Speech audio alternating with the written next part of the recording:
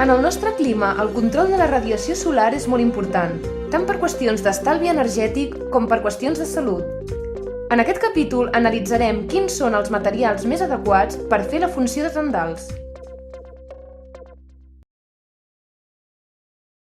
Els elements tèxtils sempre s'han utilitzat com a protecció solar per la seva gran versatilitat.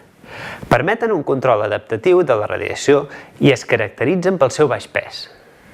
Fins a mitjans del segle XIX s'utilitzaven més els tendals que les persianes, però principalment per raons de manteniment, les persianes s'han popularitzat molt més. Tot i així, els tendals encara tenen moltes utilitats i és interessant tenir criteri per seleccionar correctament el material a utilitzar. Hubertus Pepinhaus està fent una tesi doctoral titulada Tendals refrescants. Una part de l'estudi consisteix a col·locar diferents materials tèxtils en un terrat lliure d'ombres per mesurar el seu comportament amb la radiació solar. Utilitza una càmera termogràfica i termoparells per analitzar com radien els fragments de tendals segons el material. La tesi de l'Hubertus es basa en l'estudi de la radiació, tot i que també sabem que la convecció té un paper important en el funcionament final del tendal. Vegem com interacciona la radiació solar amb els tendals. En primer lloc, tenim la radiació solar directa. Una part d'aquesta radiació quedarà reflectida i, segons l'opacitat del material, una part passarà a través del tendal. Tots els cossos, pel fet de tenir temperatura, radien calor de forma constant. Per tant, existeix la radiació del propi tendal. Finalment, cal tenir en compte que la radiació que prové del terra també afecta a la part inferior del tendal. Una part d'aquesta radiació és d'ona curta, si prové de la reflexió directa de la radiació solar, i una part d'ona llarga si prové de la pròpia radiació del terra pel fet d'estar calent. Como una posible combinación podría ser un toldo que es blanco hacia el sol y negro hacia abajo para que absorbe la radiación que llega desde abajo. Podría ser una buena solución. Pero desde luego un toldo negro hacia el sol, siempre el lado negro hacia el sol siempre es malo porque absorbe más energía. Esto ya es de sentido común. He estado hablando de un toldo pequeño.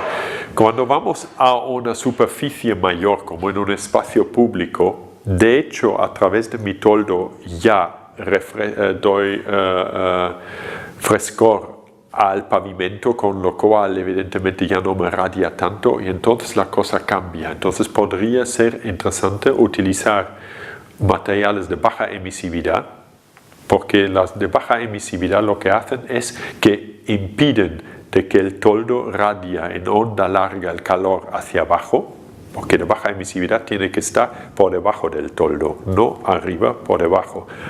Un tendal pot estar fet de molts materials diferents. L'impacte ambiental del producte en si pot ser un factor de decisió, però la seva capacitat de refrescar l'ambient influirà molt en el comportament tèrmic de l'edifici. A més, cal tenir en compte que un bon control de la radiació solar també és un valor positiu per a la salut, sobretot dels infants, que hi són més sensibles. Per tant, veiem que l'elecció depèn de diversos factors. Aquí tenemos los materiales naturales, la manta de brezo de toda la vida, que se utiliza mucho también para estructuras de sombra. Aquí tenemos mimbre, también que se puede utilizar en la sombra. Y esto es el toldo tradicional antiguo de algodón, que ya hoy no se utiliza ya mucho porque en pocos años coge moho y no resiste tanto la intemperie. El brezo tiene francamente un comportamiento muy bueno y es muy aconsejable. Tiene un gran frescor que me imagino que debe ser por la convección, porque como es muy abierto, es un material muy fresco y al mismo tiempo da una sombra muy agradable. Esto es el típico toldo verde de toda la vida de acrílico de los balcones, que siempre son oscuros y que radian un montón de calor. En general, s'ha considerat prioritari reduir la radiació directa del sol. Per això s'han imposat els tendals que són més foscos. Però cal tenir en compte que aquests tendals s'escalfen molt i acaben emetent una quantitat considerable d'escalfor a la part inferior.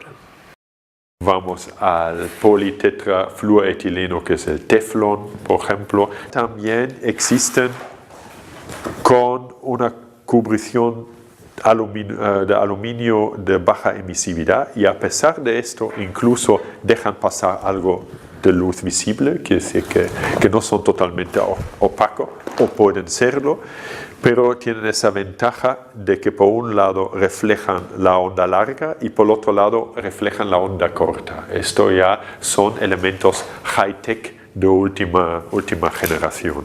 Luego pasamos a los materiales de polietileno, que son los materiales que se utilizan en la agricultura.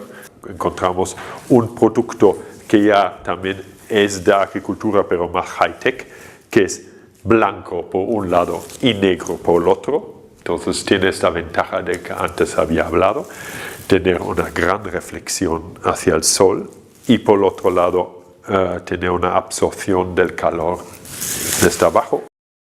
Com a conclusió, podem dir que en els tendals petits ens interessarà que la part superior sigui reflectant i la part inferior sigui absorbent. En tendals de grans dimensions, és interessant que la part inferior sigui d'un material baix emissiu si no hi ha d'haver grans càrregues tèrmiques a l'interior. Els materials naturals, com el bruc, poden funcionar molt bé en tots els casos, principalment per raons de convecció. A la base de dades de l'Agenda de la Construcció Sostenible podeu trobar productes relacionats amb el tema dels tendals.